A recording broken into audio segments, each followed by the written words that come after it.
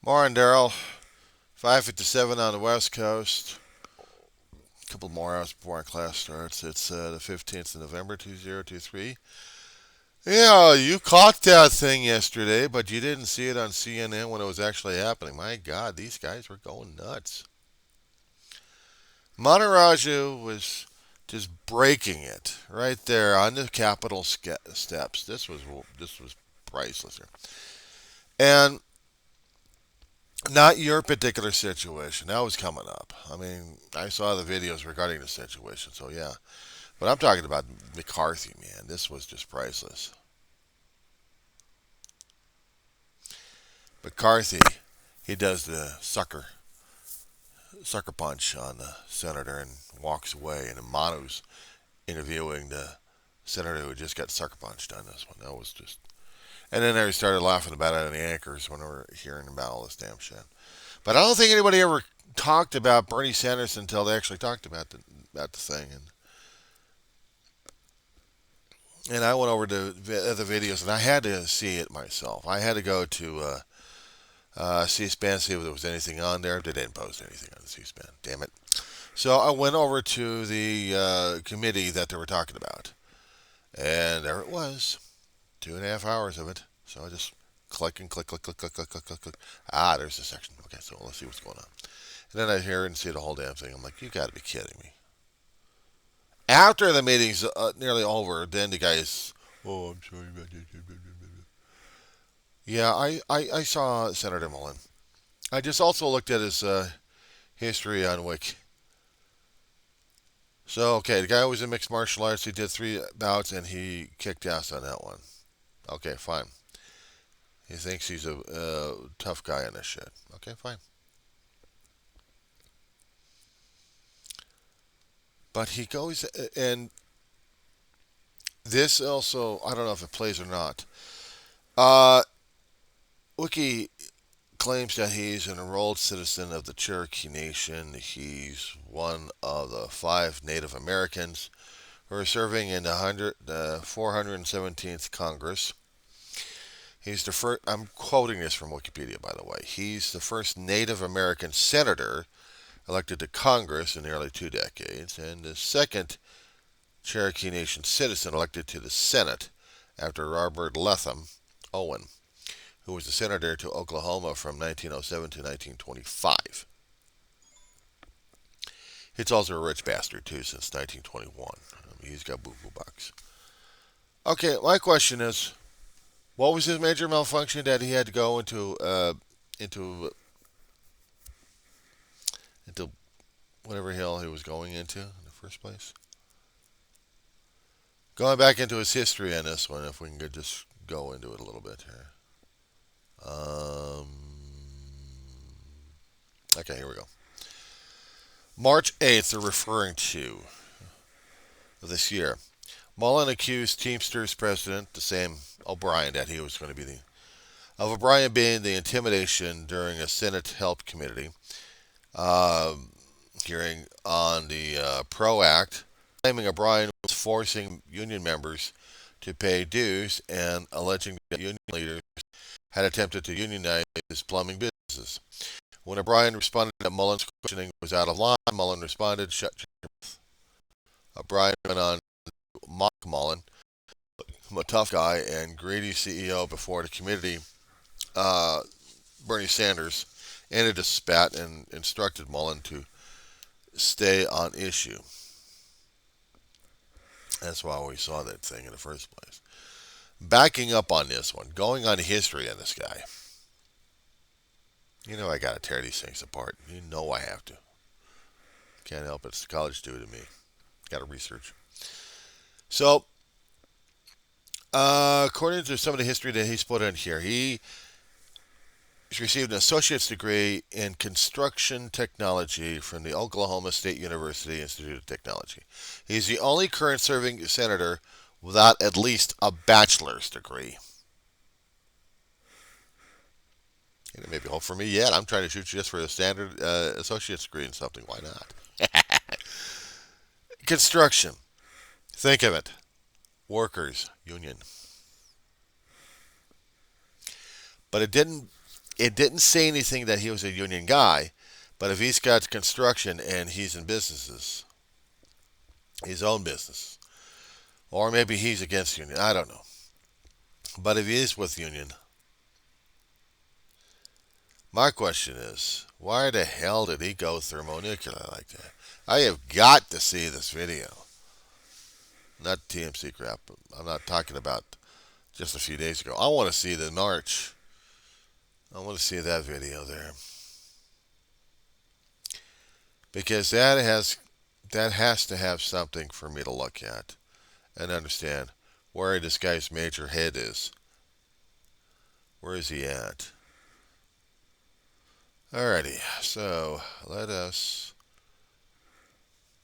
do a walkabout, shall we?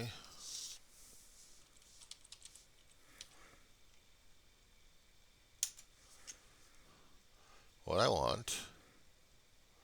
Okay. March 8th, Senate hearing, Mullen and O'Brien. Here we go. Okay. Talk about the damn fight. What I want to see is the original one. They're all talking about that damn fight. I want to see the damn thing that happened earlier. That's all the tube's pulling up is all that crap happening. Alright.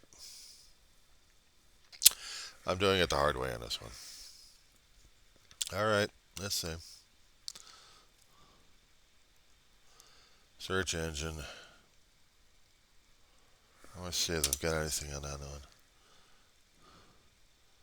Alright, talk to me. Oh, look at that one. What about vids? There we go. There we go. There we go. 8 years. Looks like 8 months ago. Killer. Alright, what do we got? Okay, so we got Mark Marlin and MSNBC. Who's the other one? Oh, it's got a 6. Oh, yeah, so we gotta see. Oh, Forbes breaking news. I gotta love these guys. I subscribe to Forbes breaking news for video.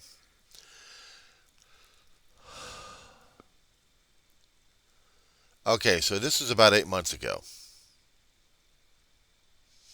It's a 6.5 minute vid that they got on there, dude. The I'm sorry. Mark Wayne Mullen goes nuclear on labor leader in fiery hearing on unions.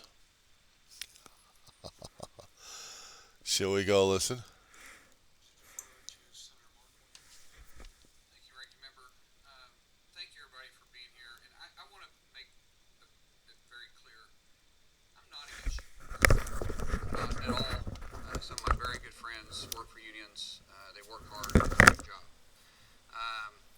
So my statements, please don't make an assumption that I'm anti-union.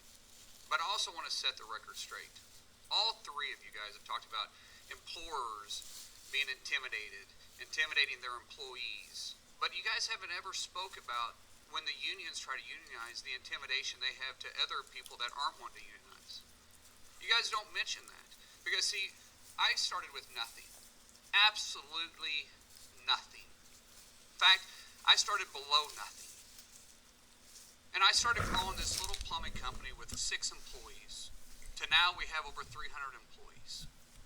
And back in 2009, you guys tried to unionize me. My guys were making money. They were getting paid more than the union halls were paying their plumbers. Our benefits were better. But because we started bidding jobs that were union jobs and winning those, union pipe fitters decided they were going to come after us. They would show up at my house. They'd be leaning up against my trucks. I'm not afraid of a physical confrontation. In fact, sometimes I look forward to it. That's not my problem. But when you're doing that to my employees, and then when that didn't work, they started picketing our job site saying shame on Mullen. Shame on Mullen. For what? For what? Because we were paying higher wages? Because we had better benefits and we wasn't requiring them to pay your guys' exorbitant salaries? You talk about CEOs that are making all this money? And what do you make, Mr. O'Brien? Well, I'm glad you asked that question. Yeah, I know what you make because in 2019, your salary was, what is this? 193,000. I'm sure you got some pay raises since then. Yeah, when I was around. And the average UPS driver, the feeder driver, makes 35,000 a year. That's and what do you bring? That's inaccurate. Hold on a second. That's inaccurate. State I've got facts. it right here. State facts. That's inaccurate. The average UPS feeder driver makes 35,000. If you don't know your facts, then maybe you should. I know because I negotiate the contract. So I say one thing to you. What do you bring for that salary?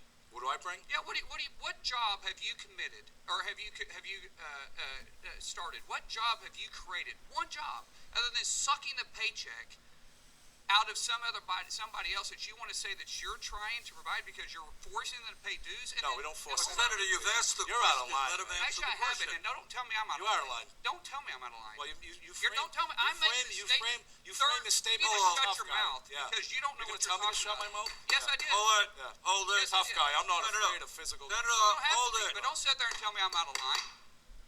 Senator, you made a statement. You asked the question. I didn't ask a question. You did. I answered the question. You asked the question. Well, it was rhetorical. Let him answer. It was a rhetorical Well, question. you may think it's rhetorical. It Sounded was to me like a question. Let him answer the question. I'm not yielding my time to him. So if you're going to let me keep my time, that's fine. You'll have your time. Let him. You ask a question. He has a right to answer that. As far as my salary goes, my salary, if you follow me around, I actually look at this building. I bet you I work more hours than you do. Twice as many hours. That's impossible. But No, that's true. Sir, you don't even know what hard work is. You want to follow my schedule? Secondly, I'll do it in a minute. Secondly, UPS feeder drivers, and you can quote Carol Tomei, who quoted this. They make 93,000 on the lower end. Some of them making 150,000.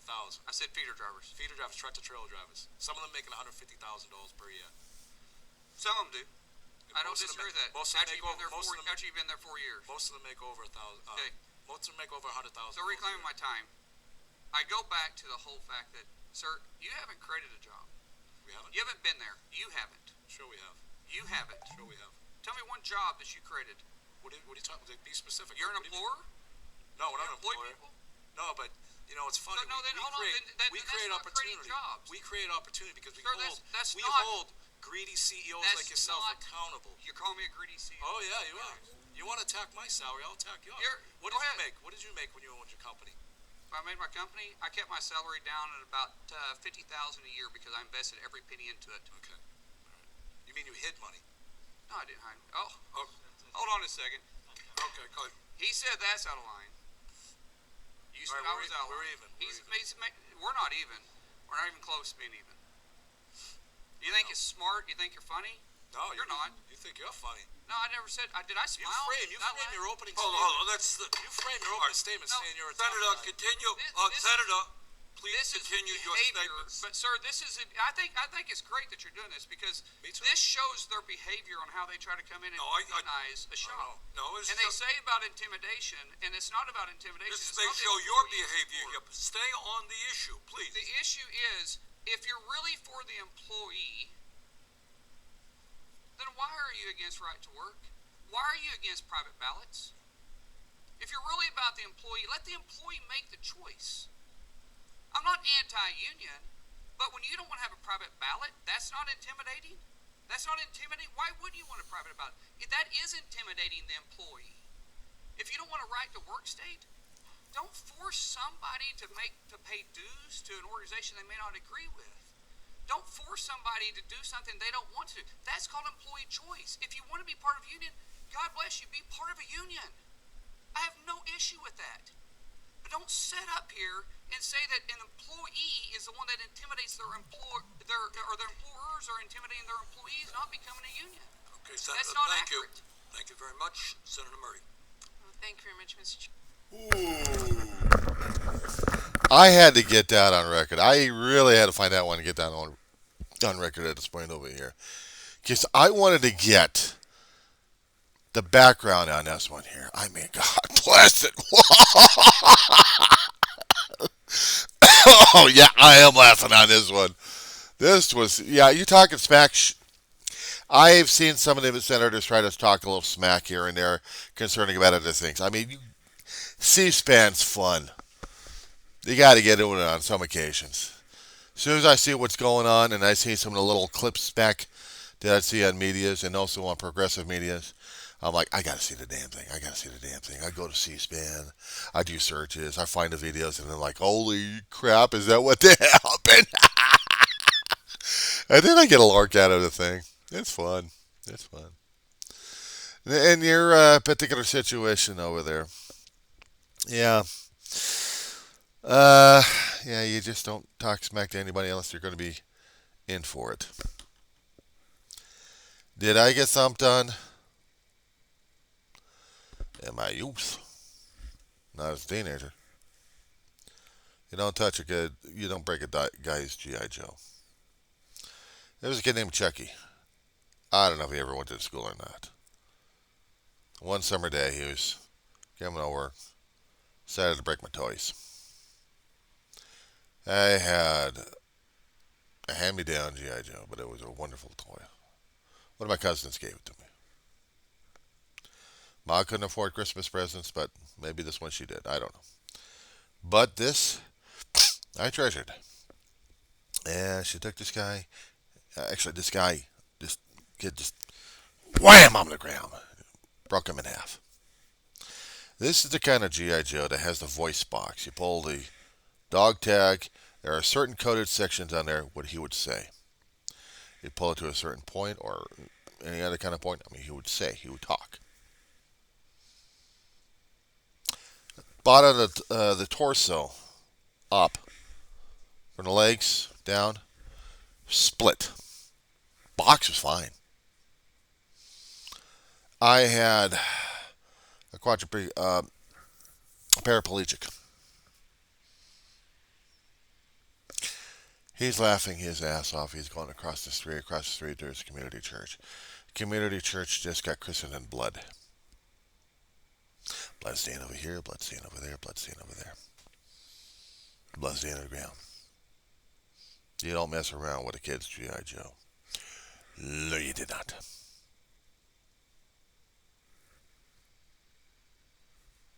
You did not. Broken nose here, broken nose there. He ran. He's a few hairs. Actually, quite a handful. You don't mess around with a kid's toy.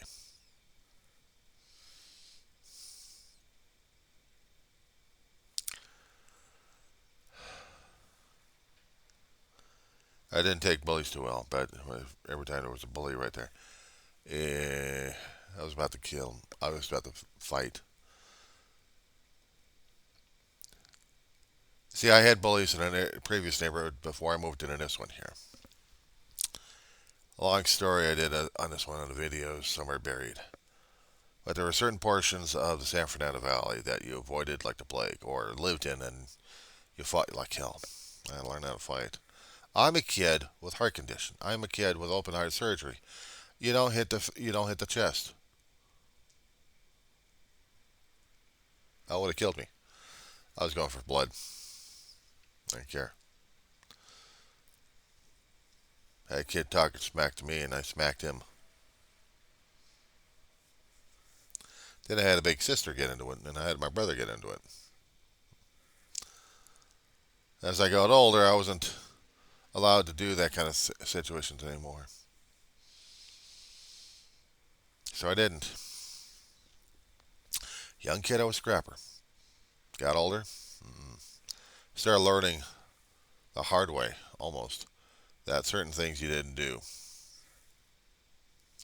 You held your smack. You wanted to hit the son of a bitch. You don't hit the son of a bitch. You can think it, but just don't do it. To quote Sheriff Buford T. Justice. But yeah, you came from. And those damn books, they came in handy, really, didn't they?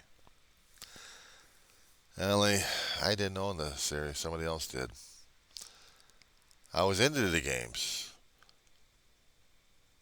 but I didn't have the books. Couldn't afford them. Oh well.